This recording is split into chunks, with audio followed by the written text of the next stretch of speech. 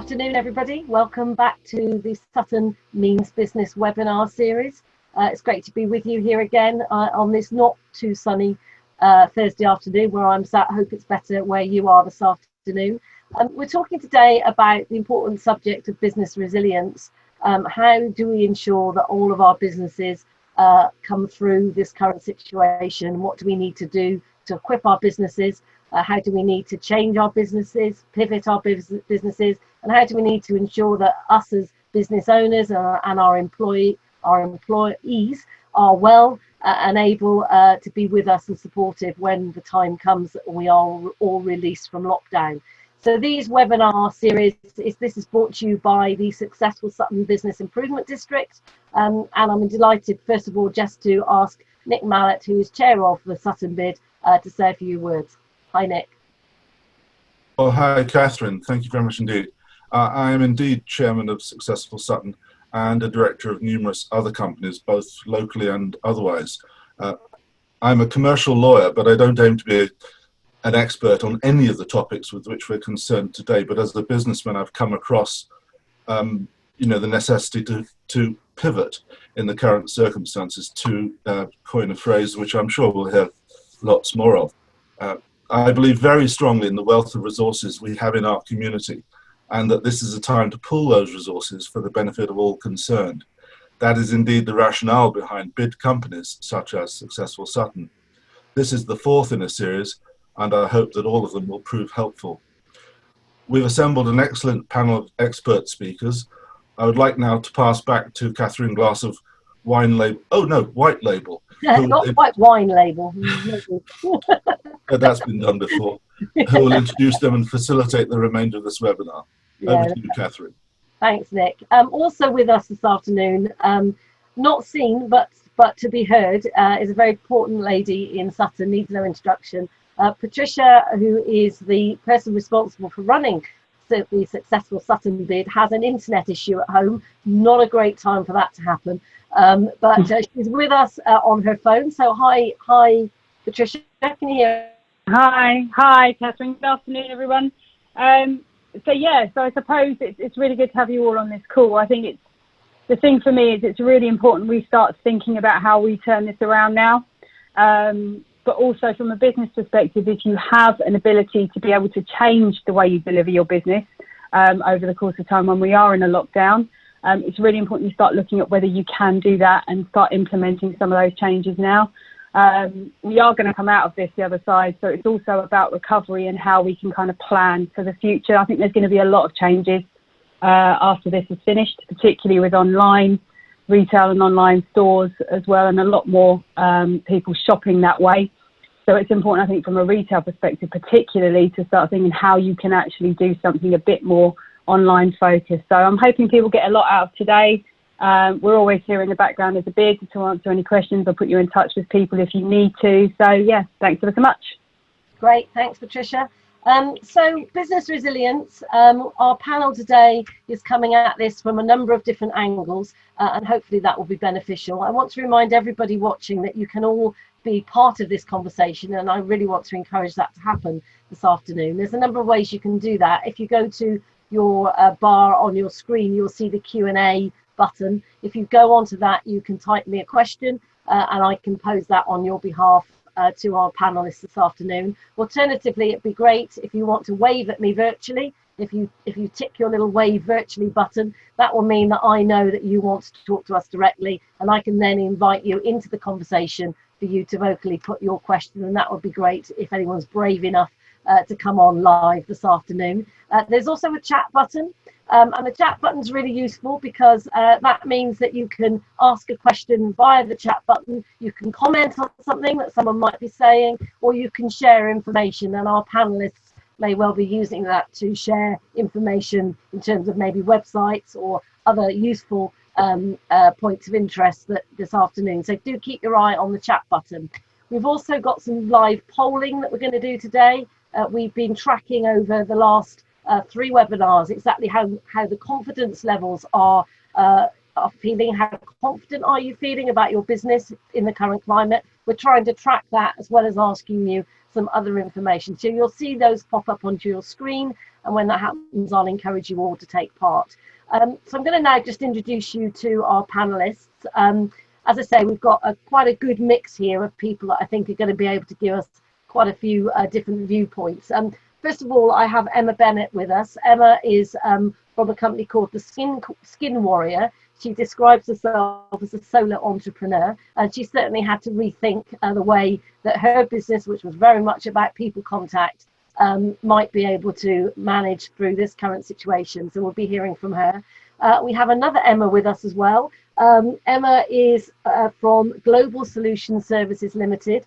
And Emma is going to be able to talk to us and give us advice about organisations, how you should develop, how you should look at changing. And her company operates across South London and is here to give your advice to you today.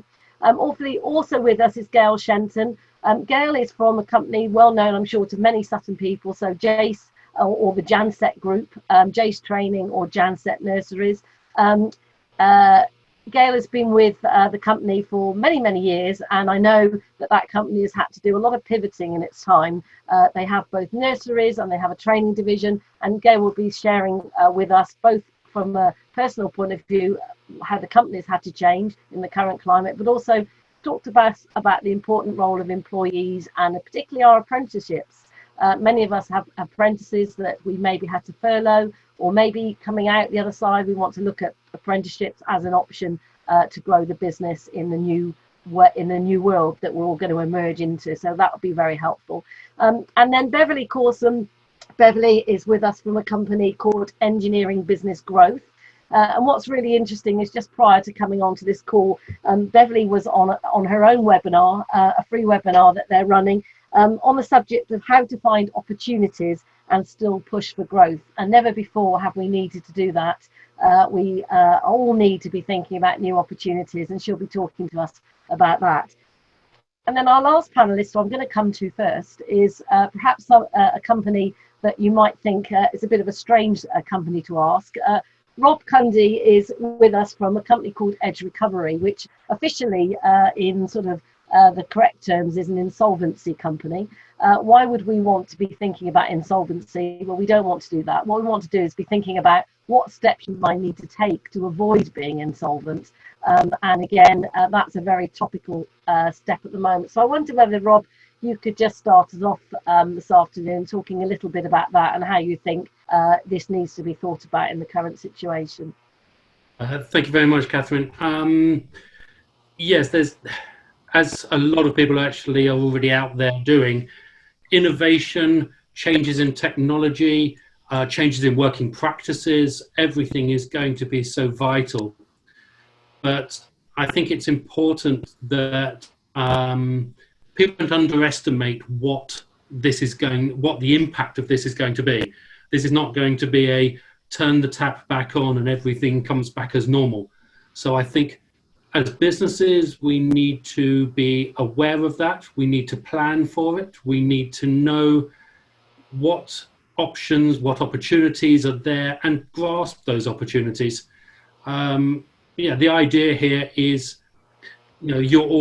everybody on the webinar is going to be a business owner. They're all going to actually have probably been through some tough times, but I think now is the time that we need to get new technologies on board, training, staff, get everybody actually thinking a new way.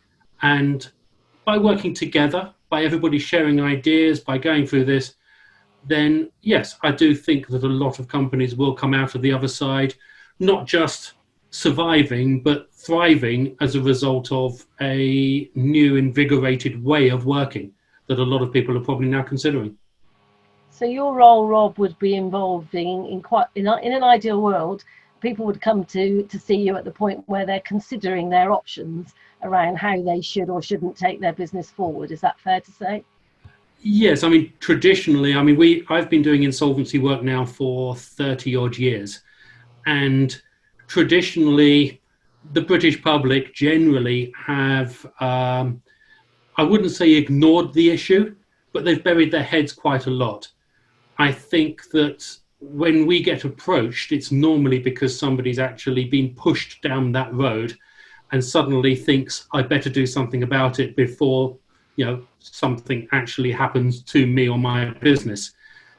In reality, early attention to your business, early consideration of the way your business is operating in 3 months, 6 months, 12 months, 2 years, 5 years, however long you feel that you are able to actually look at your business, is vital to your business's success.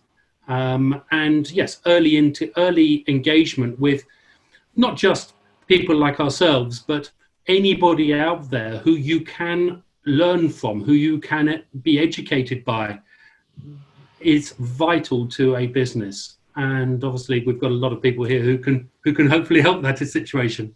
Yeah, no, that's great. And I guess, we've been in this situation now, well, March and April, really. We're sort of 8 weeks in, aren't we, to being in this disruptive world, and having to really stop and think. And at least this is giving us time to stop and think, in a way that perhaps when we were all being really busy before, we weren't able to do.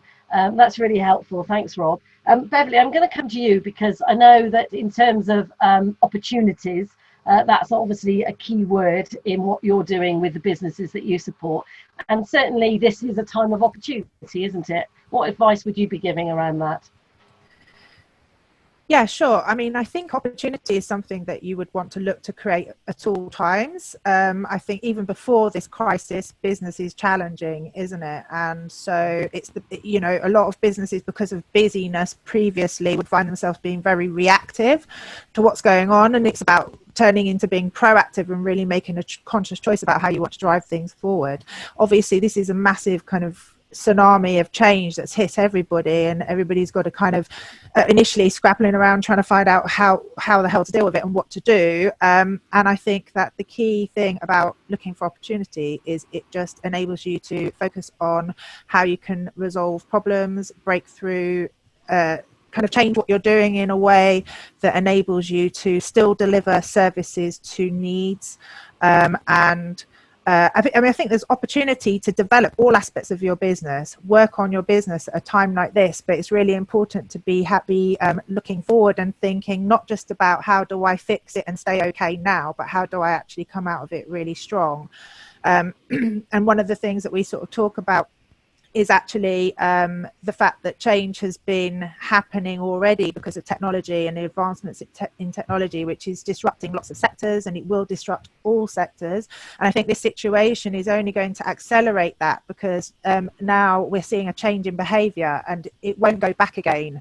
People, this will have a new normal. And as a result of that, all businesses need to be thinking about how can I adapt the way we deliver our services, how can we change the way that we're connecting with our prospects, changing our sales processes. Every aspect of the business can be supported and made better through the use of technology now.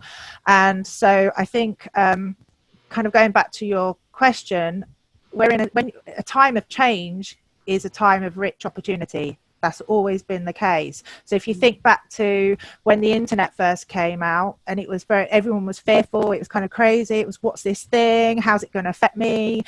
Some were very stagnant, others really adopted it quickly, but who knew that things were going to completely reorganize into emerging with platforms like Amazon and Facebook and Google, which has completely changed the way that we all live our lives and do our business.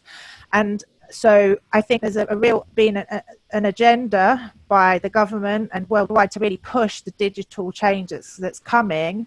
And so this situation is going to accelerate that. So I think that there's a massive, massive opportunity for all businesses to look at how they're doing things. And ultimately, my advice is in the short term to think about where are the needs and how can you, supply and demand. You need to think about what needs can you solve, and then open up your mind to the possibility as to how maybe you can change the way you deliver what you're doing, introduce new services or products, utilize different technology, collaborate with other people, or if nothing else, you use this time to build your brand, build connections, potential partners, and your following, so that when you're coming out of this, you're the supplier of choice. definitely. And I think we touched upon that in our webinar early this week, actually. Now never has there been a better time to make sure that your website is up to date, that your social media profiles are as good as they need to be, because that's the way people are currently communicating.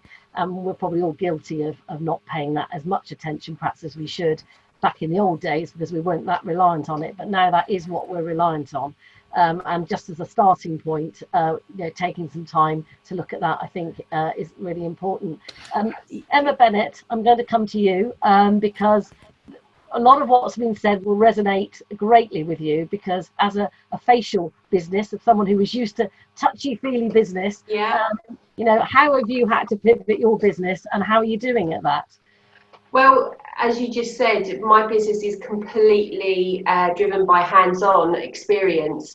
So when we were all put into lockdown, I completely just thought my business was over. Definitely the first few weeks of that whole process was really about me just sort of fighting my own mindset of just thinking, okay, do I just now sit back, flick on Netflix, forget about work, and just see what happens? And luckily I've got a strong group of peers who are in identical situations to me, the same job, and we were really sort of picking each other up on just sort of firing ideas of how we could really just get through this. So I'd say at the beginning, it was very much about mindset for myself, and I think that's quite the case for a lot of small businesses, particularly solo entrepreneurs, is that you're very much inside your own head. It is just you that has all these ideas, and it's all on your shoulders. But I slowly started to realise that actually the world is still ticking over. There are still people making money and have their jobs, and they still want to have some form of normality in their life. And so for me, that's where my kind of mindset changed. I realised that actually where I thought nobody really wanted me or wanted my services, I actually realised that for a big portion of people, particularly my clients who see me regularly, they still wanted me. They still wanted that familiarity of me touching base with them trusting my advice. And then it sort of opened up the whole sort of issue of people wanting to use the time that they have got at home to actually just look after themselves a bit more, and sort of that self-care of just sort of just taking their foot off the gas a bit and just saying, actually, now's a brilliant time to just give myself a little bit of kindness. And so that now enabled me to develop the at-home facial kit that I'd done. So I was able to now offer the next best thing. So you can't come into the clinic to see me, but I can come virtually. I send the products to the client. I made a video on YouTube so they can step by step talk them through the process of having a facial. And it's been a huge success. And it's something that I had in the back of my mind that I would like to do one day, but it's so busy day-to-day life that you just never get around to doing those things. So this process really, made me do it, and it's been good so far. So good.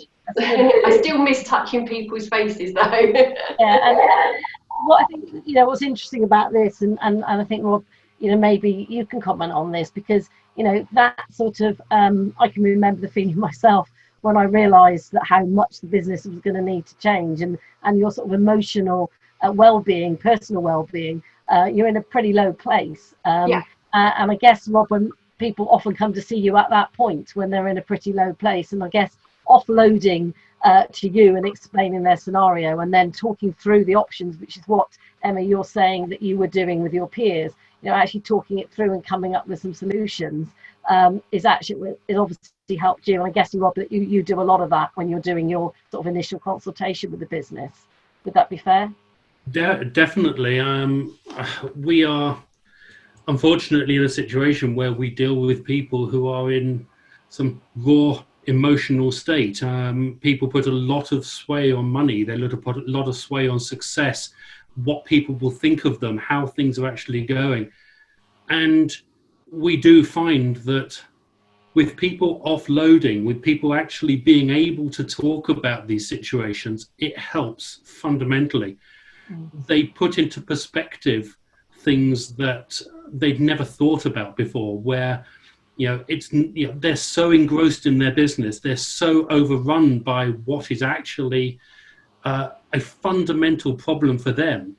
And the classic phrase of kind of "can't see the wood for the trees" is, comes up time and time again. All I can say is that, like Emma's experience there, which I absolutely applaud, because she has done magnificently well in terms of recognizing it and being able to do this, and every other business should be able to do this, is use this time, as Beverly said, to look at your business correctly. Take a step back, consider which way you're going to be going with this. It's not all consuming. Take the breather, take an opportunity to do that, and ask questions. Ask questions of anybody you can who can actually help. Don't always trust the mates down the pub helpline. We have encountered that quite often, but it is useful to have people who you can actually go through your hardships with. And right now we're in a situation where the entire country, the entire world is in exactly the same situation that you are in. This is not you in isolation. Use that opportunity. Do not bury your head. And together, as a community, as businesses that work well together next door to each other, that's how you're going to come out of this, rather than actually being consumed by it. Yeah, that's really great advice. And I think, Emma, from your point of view, I'm sure that when we enter the new normal, I'm sure that you will continue your online presence as an additionality to your business. No, none of us are going to go back to how we were before. So actually, you've got a new string to your bow, which will just build your business even further. So that's really great. I'm going to come to the other Emma now, because I'm sure a lot of what has been said you can add to in terms of the role that you play with businesses. Absolutely, yeah. A lot of it rings really true. What the advice that Beverly's given, certainly about taking opportunities all the time, and especially what Emma was saying about recognizing that her customers really wanted to hear from her. And I think that's the thing at the time. Any business, whatever business we're in, whatever kind of organization we're in, we rely on our customers. We rely on our staff, the expertise, the loyalty, the productivity, the commitment of the staff. And then kind of the whatever service or supply chain of product that we're delivering. So at this time, it's really, really, really important to, as business owners, definitely everyone will be in their own head. Like Emma is thinking, how do I respond? How do I pivot? But all of your customers and your staff and potential suppliers and who's creating the services are so important to keep in the mix in terms of communication, especially, in terms of recognizing their importance to you and your organization, in terms of their just knowing what you are doing and how you are responding, and that you want to continue your service or continue delivering your product to them, and you're willing to be responsive in this time. Therefore, they can trust you and they should commit to you going forward. And also in terms of just as a sensitive, compassionate business, that you recognize what's going on in the world and you are responding to that, and your customers and your staff and your wider supply chain are part of the people and community that you want to be sensitive and compassionate to, and demonstrate that.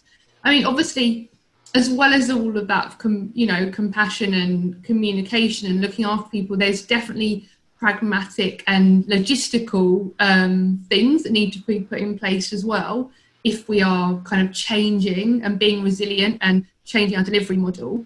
I mean, I know some things that have really, really been a challenge to some people is literally just having the ability to work from home, like literally having the equipment for their staff, whether that be a mobile phone, whether that be a laptop, whether that be access to files. As in Patricia's place, access to the internet. Exactly, access to the internet. As our business, we deliver training, typically in a classroom, like Gail will be aware of, I'm sure, and we've gone to online delivery in some instances similar to this, and realised that some rural internet connections out in Devon where people are self-isolating and not up for the job. So we've been thinking, right, how do we make the internet connection in terms of equipment more robust in order to deliver in this new way? So there's definitely considerations like that. I think the other thing in terms of business owners, in some way Emma's in a privileged position because she can kind of make all the decisions herself. Doesn't have to wait for approval for anything, but as business owners or leaders, it's really about, at this time, we haven't got a rule book. We don't know what's right or wrong. We really don't. So it's about empowering staff and people within the business to be autonomous and to try things, to make mistakes, to get things right, to get things wrong, and really empowering those people. And also relying on people, whatever role they've got within the business, people have good ideas. So you don't need to be the CEO to have the best idea in terms of what, how you could respond in this situation. So maintain that communication and consultation and, people feeding into the business. Right. Okay, I'm going to ask Beverly, I think, wanted to come in with a comment. I think it was to a previous point, actually. But I just think I was going to comment on something Rob said, I think, which is just that kind of the trying to see the wood for the trees. What I'm experiencing, because we've obviously running this event, how to find opportunity and push for growth. People are coming into that session with a cloud over. They're struggling to see a way forward, and they are lacking belief. And so what we're doing is trying to sort of open up their mind to do what we call possibility thinking. And all great leaders are great at possibility thinking. They focus on what's possible and then work to make that happen. So you have your vision of where you want to go with your business, which may well change in the circumstances, and you have why you're doing what you're doing, are both things that you still want to fulfill. And what it is it's like you might have had a set roadmap before, but it's about you changing that roadmap map, and you still might have the same destinations and same reason for going on that journey, but it's about re-navigating the path. So right now you're looking for, what is your bounce back strategy? What is your plan for coming out of this? And in order to be able to get that plan, you have to get rid of the clouds. You have to see, when you do possibility thinking, it releases resourcefulness, and then you can think of solutions and start joining up the dots. And so actually it does all start, as Emma was saying, with your own mindset and with your own kind of ability to kind of look beyond the very immediate kind of issues, which obviously you do need to work on as well. But in order to start moving forward, you kind of have to go forward a bit and then work backwards into what action you need to take. Great. Okay, I'm going to come to Gail. Gail, a lot of what you've heard, what has been said, I know is going to ring true in terms of the importance of communicating. And also, as a business, you've gone through many changes in the many years that Janset have been there. Just as before I come to you, we have just launched our first poll. We're asking you, as we do every time we hold one of these webinars, to talk to us about how confident you're feeling about your business. When we ran this on Tuesday, it was fantastic to see that from the first time that we had run it, confidence levels had grown. So we were all in that fog that we've just talked about going back 6-8 weeks ago, but we're coming out of the fog. And as we come out of the fog, what's important to see is that confidence levels appear to be growing in terms of how we might look when we come out the other side. So Gail, can you just tell to us a little bit about your experience? Well, I think really as a company, obviously we've got the nurseries as well as the clubs and the training centre. And the key thing in all of three parts, whichever one we're in, is the communication between everybody. It's not just up and down, it's up, down and up. Making sure everybody has a feed into how they're all feeling. Their well-being is so important. You're not going to get the best out of everybody, and they're not going to be able to do their training, whether they're a member of staff or an apprentice, unless they're feeling well. So we really sort of strengthened our communication and making sure that they trust our decisions and what we're doing, and that they're involved in that discussion. So it's not just done to them, it's done with them. Really, really key, particularly from the apprentices' point of view. And we've done quite a bit of surveying, as you can probably imagine, making sure that they're all okay. Most apprentices have been furloughed, but they're still working hard, they're still being supported by their employers, and that's really key. Communication back to the employer, how they're getting on, how are they coping, what can we do to support them, how can we do the next bit for the apprentice, making sure everybody knows what's going on. It's that clarity, and I think that's really key in all of this. We've even had new apprentices start this month. I mean, that is phenomenal really for businesses, isn't it, that they're actually willing to take on new people for when they're coming out. And that's really strategic planning in my eyes. They're looking at it, well, okay, so we furlough the staff, we're happy to put them in our apprenticeship schemes so that they can go forward. When we come out, we'll have people who've got that sound grounding to start with, and then they can practice their skills and behaviours once they're back in the workplace. But they've got that grounding now while they're not able to be in a physical workplace. Backward thinking, isn't it? It's about thinking outside the box, like somebody else was saying. I think, Emma, you were saying about being personally involved and changing a mindset. We're all having to do that. We're all having to adapt.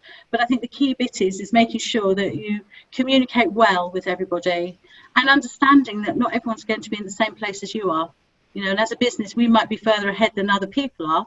That doesn't mean we haven't been there, but we can certainly share what we're doing and how we believe things can change. I think that's why these webinars that, you know, Successful Sutton are bringing are so important, because actually just understanding where other people are and realizing that you're in the same boat. I mean, I think, you know, this, as someone has just said, this is a worldwide problem. It is.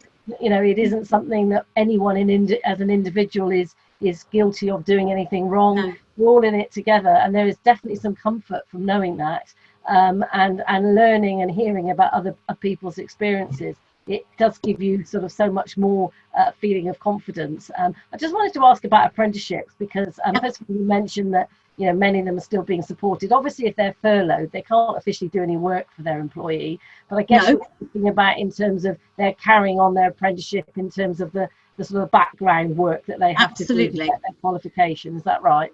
Absolutely. Every apprentice, and the government's made it absolutely clear, they expect them to continue to do their knowledge and understanding that backs up the jobs they've been employed to do. And that's really critical that they use this time wisely. They've got the time, they're at home, they can't go anywhere, they can't go down to the pub or the club or go watch a football match even. So we are actually inundated with work coming in from all these lovely apprentices of ours.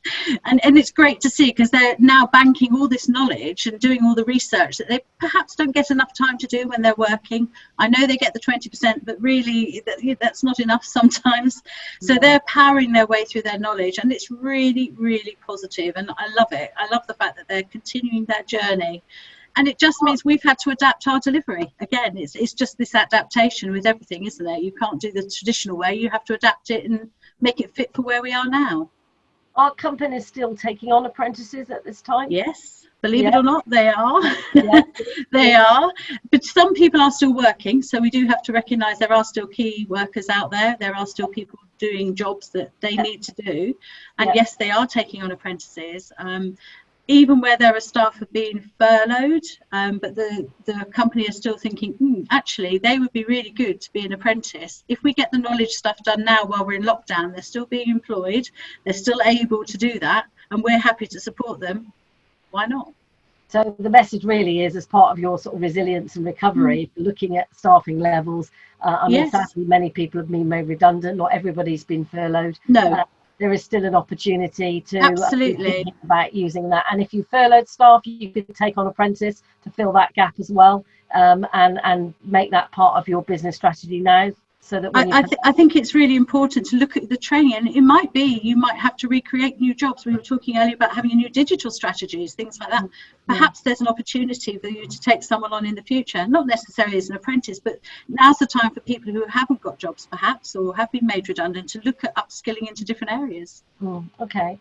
I'm going to go to Nick. Nick, you wanted to ask a question more generally around, I guess, resilience of the high street. And whether our panelists have got any views on how the high street needs to change. Is that your question? Sorry, let me unmute you, Nick. There you go. Thank you, Catherine. Yes, it sort of is. I mean, we mustn't get bogged down in the particular, but the particular concern of Patricia and myself and the other directors of Successful Sutton, several of whom are actually on the call, is Sutton High Street and its immediate surrounds. And of course, there are problems with high streets all over the country. And in the period of the crisis, an awful lot of shops, particularly in high street areas, will have closed down temporarily. Sadly, it's predicted that quite a few of them will never reopen again, because this has just been the last straw that's broken the camel's back, so to speak. So I was wondering, we've only got 25 minutes to talk about everything, let alone this subject. I want to start a discussion, and this might as well be the place where we started, about how we go about re-envisaging Sutton High Street, to be specific to that, or high streets in general, if you like, in a post-retail, post-COVID era. As you say, Nick, that is a huge subject. And probably we can have a whole webinar on that in the future. I thought we might. Yeah. But are there any thoughts of the panel? Just wave at me virtually if you think you've got a comment. Yeah. Hi, Rob. Yeah. Hi, Rob. Hi, thanks, Catherine. Yes, Nick. Funnily enough, this morning I had a similar webinar. Seems to be that what we're doing right now is webinars, which specifically covered high streets. And we looked, and it was a brainstorming session on what did certain people do, taking it from a retailer's perspective, amongst other things, about what they felt was going to be appropriate. Obviously limited to their own high streets of what they can and can't do. The key messages that came out of that, number one, safety. Safety is going to be in the absolute mind of every single shopper who is going to come out and wanting to actually go shopping. So if a high street is prepared for that from retail businesses, that they have the appropriate social distancing measures in place, they have the appropriate sanitizing stations, whatever they felt was needed, and communicate that message out to the local population. That was going to be something that would dissuade or get away from the fear of actually people coming back. Number two was there's still going to be thousands of people who aren't necessarily going to jump back onto crowded trains and go back into London. So you have a massive population there that you can try and tap into to try and actually get people. A consistent message going out from one source, for example, from the bid, to as many social media channels as you can, or any other media, to, for example, highlight what businesses are currently open, what businesses are due to be opening, react to the government's guidelines, because obviously all high streets will be working on government guidelines, but let's get that message to say we're ready for business. The moment this actually happens, off we go. Give the local businesses the opportunity to do this, and everybody work together on those messages. So maybe scattergun to everybody's medias that this actually was going to be the case. I think those were probably the key messages that came out of the conversation. Oh, a launch event. Lots of communication about trying to get some kind of social activity for the community, even if it was a wide open space or a big car park or something where you can have an open air cinema, something that gets the community back into the area that actually you really want them to realize that the high street is there, and maybe the big shopping centre that they're used to going to isn't necessarily their destination place. Lean on the community, lean on the actual elements like that. That was the messages that came from the website, from the webinar I did this morning. That's really helpful. And, isn't it interesting that every business improvement district that I've ever worked with, safety has always been one of those key deliverables. But actually, we're talking about safety in a completely different guise now, and recognising the role that a bid could do, as you say, to ensure that the high street is safe in terms of, stopping people getting ill is an interesting one. And I think that message around, what are your USPs as a high street? Suddenly, everyone will be coming back in. What is it that's going to make Sutton High Street different to any other high street that someone might go to? And that is about giving the confidence and shouting about what the good things are. And I guess as we come out of lockdown, we know we're not all going to suddenly be all allowed out at once. So that sort of drip feed of a message of what is opening, when it's opening, so that you become like the source of information. I need to know what's going on my high street. Oh, I know where I can go to get that information quickly and easily. Emma, you raised your hand on this subject. Then do you want to add to that? Yeah, it was just so from my point of view, obviously once I'm given the go ahead, I'm hoping that I can just go straight into back to my clinic, which is actually a room that I rent inside another clinic. So I obviously have to wait until they're open as well. But I'm sort of the mindset that I'll just be able to go straight to work, and that my clients will just start ringing me and booking in and everything. But I feel that I will definitely be focusing on trying to get that community spirit back up. Just just simple things like maybe putting a poster up in the window offering a discount to the locals for the first month, or just something just to try and celebrate really the fact that we have all kind of come through the other side, hopefully. So I think for me it is that kind of, as much as now I'm thinking of, the internet and wide reach and, using that as my way forward now, I think when I go back to actually in clinic hands-on, I will be, definitely refocusing to my local community and doing whatever I can to give back.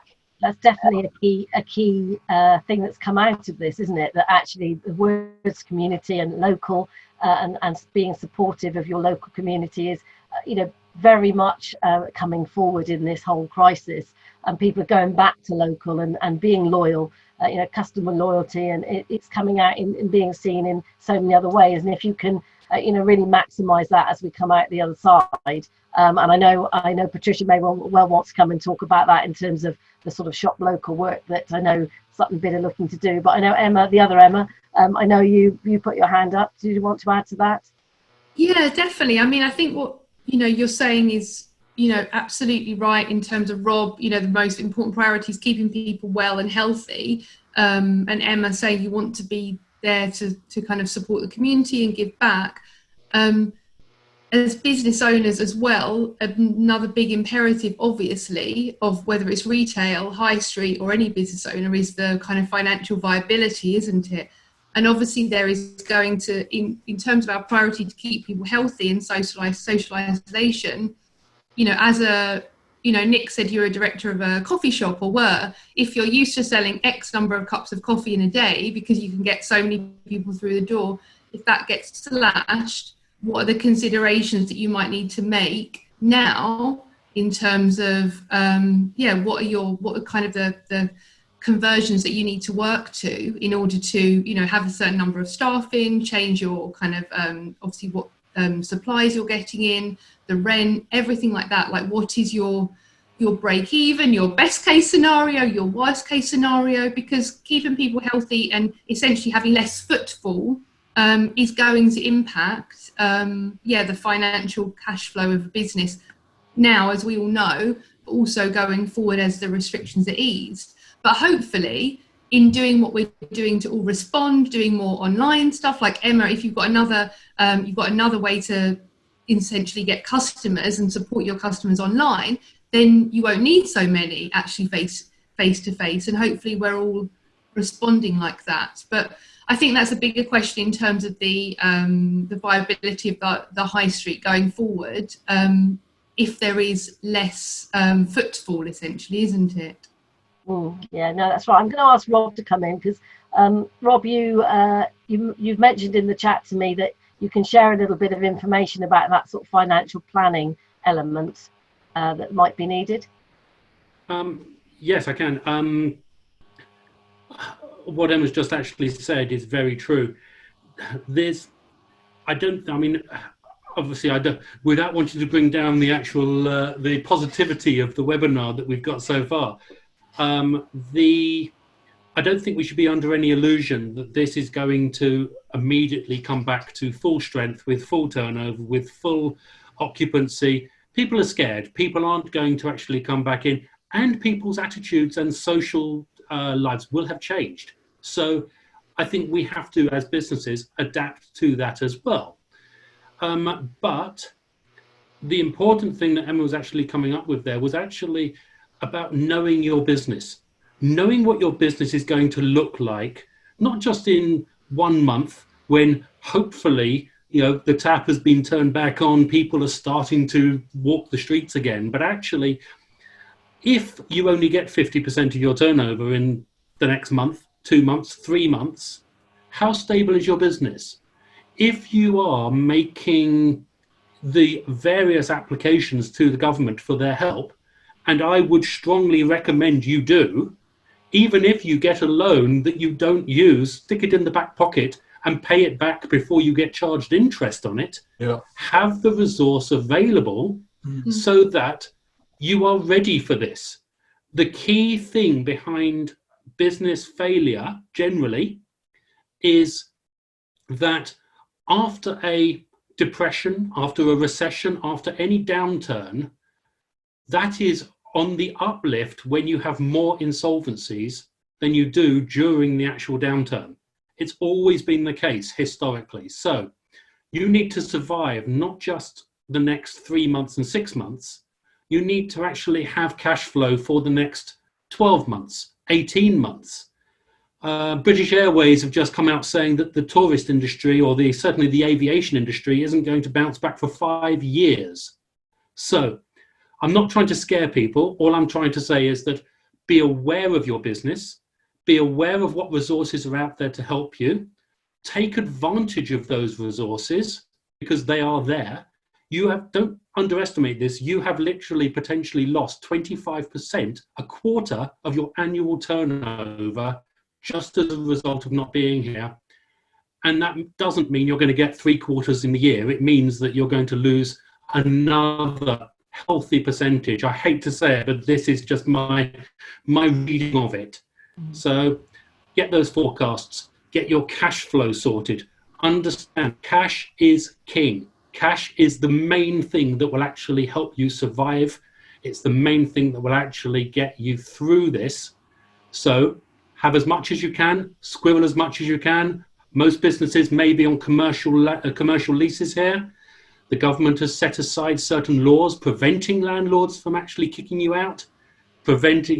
Speak to them, speak to your supply chain, speak to your landlords, speak to everybody and see what you can do to push back your cash flow to ensure that you actually survive this rather than run out of cash just at the point when everybody else is starting to fly and you've basically run out of cash and you cannot build up your work in progress, build up your stock levels, have the ability to turn the tap on even more and actually take advantage of what will be growth. We will get out of this. There is no doubt about that. Absolutely 100%. You've just got to be ready for when it's going to start to actually fly. That means preserve your money now and be aware of your business. And the only other thing I'd say is that the point that Gail made earlier, absolutely vital. You're off your business right now. You should be looking, what is it going to look like? And train your staff to what you want it to be. So have your apprentices sitting there, train your shop staff, get everybody else ready so that they are more welcoming, that they do the things you want them to do rather than sitting in your ivory tower and watching them. Make sure you get on the ground floor. I'll leave it at that and let somebody else jump in. It's really helpful. I'm going to ask Beverly to come back in, and I just wanted to comment on what you said. You know, for us as a business, it feels like we've gone back to the beginning, and you actually have to almost pretend you're starting again and build those foundation blocks up again from the beginning. And I think it would, as you say, be very easy to think that it's all going to be okay because at some point we're all going to be let out and everyone's going to go back to normal. Well, that it just isn't going to happen, and if it does, it's going to take a long time. So I think that's really sound advice as part of business resilience. Is, you know, to be realistic, face reality, don't stick your head in the sand, and really start planning for what the new normal is going to look like for your business. Beverly, you want to come in here? Yeah, I mean, I agree with absolutely everything everyone said, so not much to add, but just to really, really emphasize the fact that now is the time to build the digital side of the business, and to build your online communities, to, connection is currency. If you have a community, if you connect with people, then there's a potential for them to come and see you. And if any way you can sell things online as well, I think that's really good, because you want your different income streams, and you don't need to wait for it to open up. And then I think, it's just also about asking in general for the high street, if there's any way of finding out, asking people what people want, maybe a survey, or just understanding what's important to people and what would they like. Ultimately, people will want more of will want experiences again of some kind. So if the high street is a destination in some way, then it will attract people, as long as it's done in a safe way.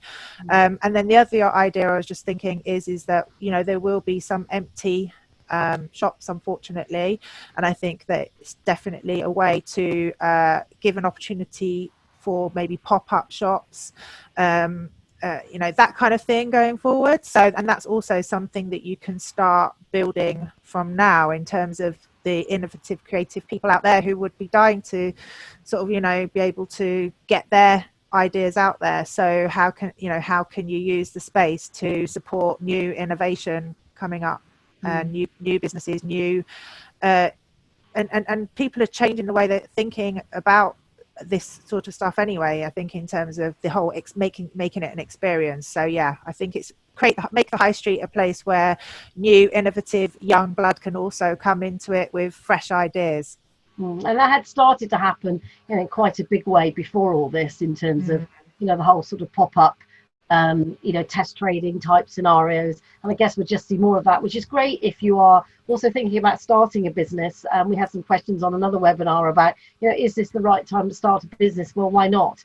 Because actually this is about opportunity, and if you can find the right opportunity, then actually why not think about doing that now? I wanted to give a shout out to the GLA's Pay It Forward campaign. I don't know whether anyone listening or taking part is aware of this, but this is it's a national scheme, but there is a London version of it. It's a crowdfunding scheme. The reason I mention it is that that's about encouraging loyalty back to the high street, whereby you can nominate your business to be part of the Pay It Forward campaign, which would mean that you would be offering a voucher system to your customers, asking them to pay up front, paying now for future services that they could redeem once you are fully reopened, as a way of driving some cash into the business now and encouraging that customer loyalty. And it was launched just over a week ago, and if you go onto the Pay It Forward website, you'll see some really great examples of the way many types of businesses. There are the obvious businesses like your hairdressers that, yes,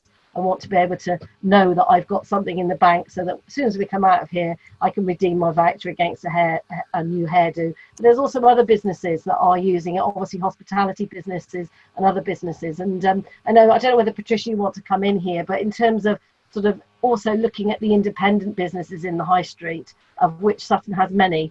Patricia, can you hear me? Do you just want to add anything to that? I think I just echo what everyone has said. I think it's interesting that we're looking at recovery, and I think it's important that, like everyone has pointed out, we're not going to be looking at everyone rushing back to the high street when this is all over. There is going to be a staggered approach. There's certainly going to be a staggered opening. I just wanted to reassure, just on the points that were raised, that as a bid, we are in communication with bids nationally about this subject.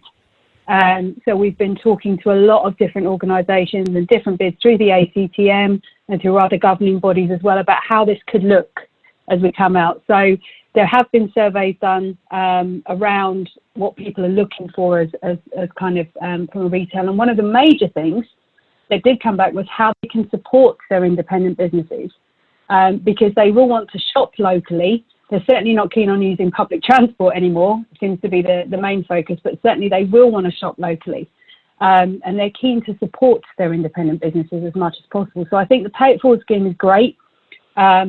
as a bid, we are looking to gather all the information about all of our independent businesses, whether they are operational or not, and encourage the community as a whole to support their local businesses virtually if they can, liking, doing referrals, obviously recommendations online, and liking pages on social media and so on, just to keep that momentum going for them, as well as kind of promoting those that are still operational, the ones that have, you know, taken the opportunity to become a takeaway service, or the ones who have offered an online portal to some of the stock that they have.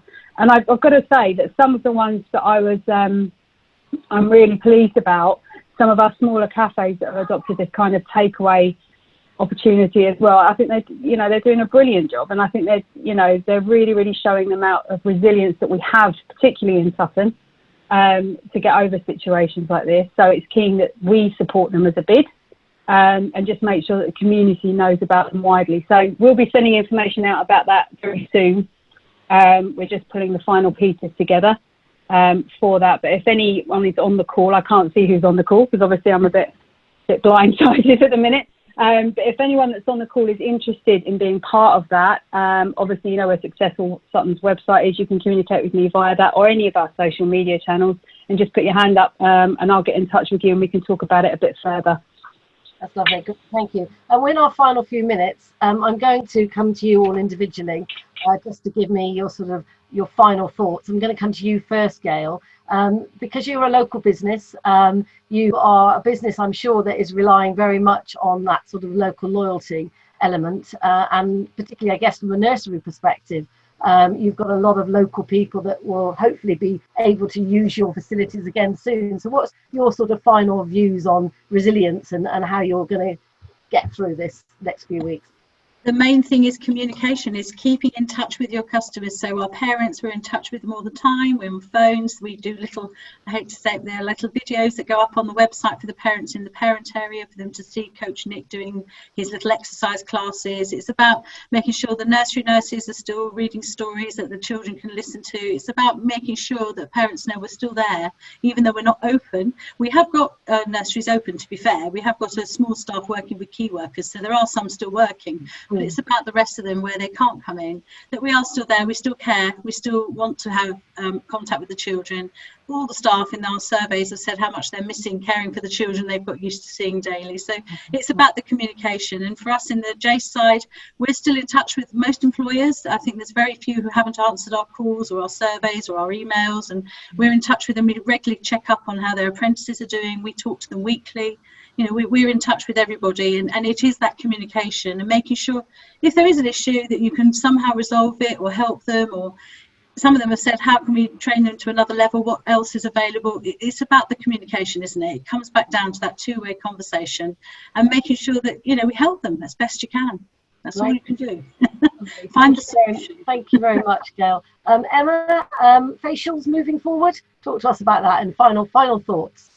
Final thoughts. Well, I think for myself, I'm going to be the optimistic about everything, and I'm just keeping my mindset firmly on the end goal, which is when I come out of this, my business is going to be stronger for it. I've identified my weak points to the business, and I'm using this time to strengthen my skills.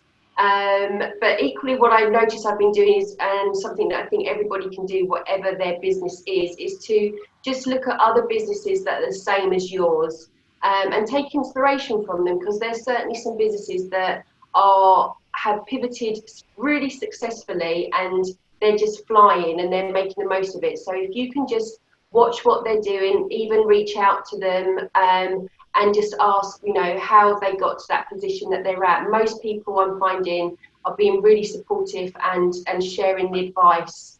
So I'd say just look at people that are in exactly the same business as you, and just look at what they're doing, and if you can, just ask how they're getting there.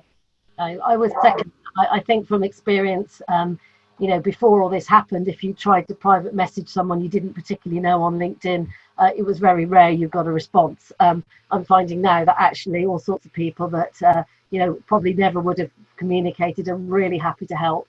Take some time looking at those LinkedIn people and seeing who's out there, and taking advice from them. Beverly, I'm sure you can add to this. Gosh, I mean, so much is said. I think the key is to focus on that which you can control, and really, as quickly as possible, get a plan in place.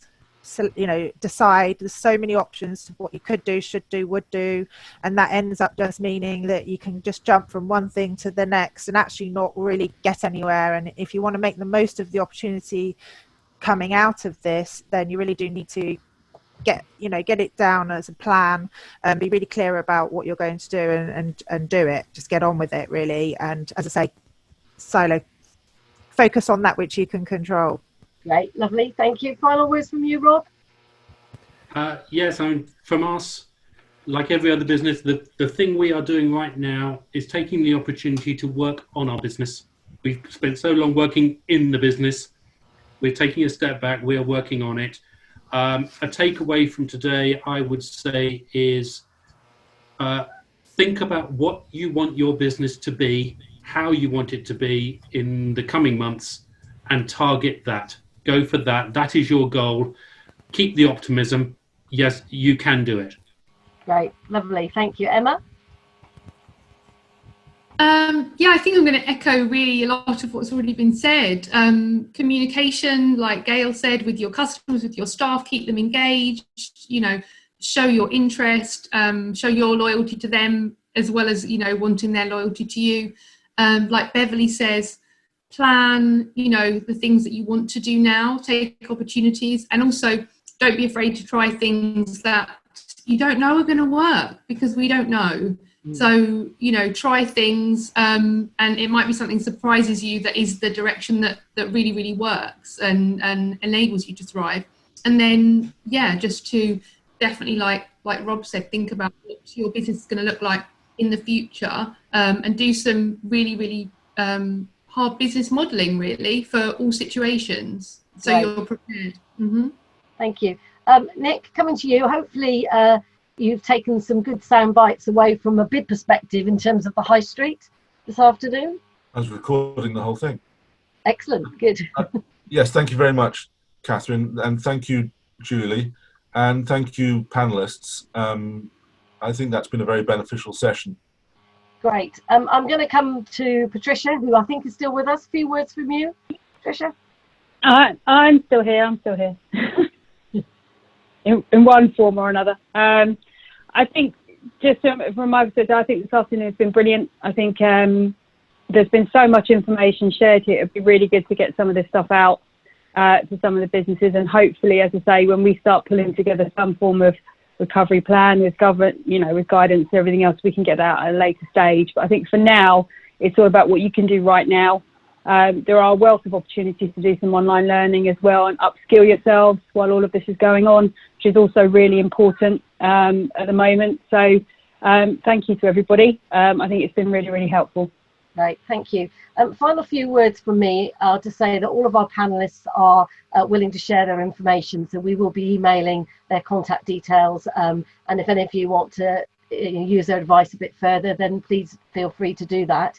A message to all of those that you're watching: we are doing this next Tuesday and next Thursday, and we would encourage you to encourage others to come on and listen to this advice. This webinar will be available as a video, and it will be being uploaded to the Successful site, Sutton site, shortly. So if you know people that would benefit, or actually you just want to listen to it again, because actually it's been very upbeat, and I think there's a lot of positive stuff in here, and sometimes that's just what you need to do. Just take an hour to listen to a few other people and make yourselves understand that you're not alone in this. We are all in this together.